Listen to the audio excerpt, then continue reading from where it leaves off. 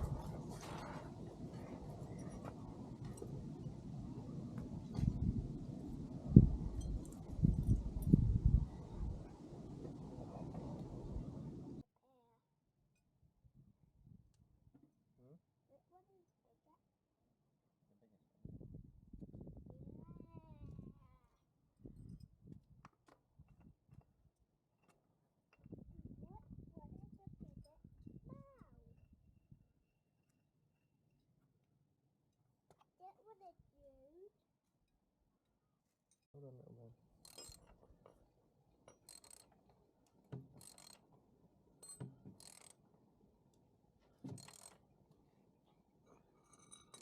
They put one up.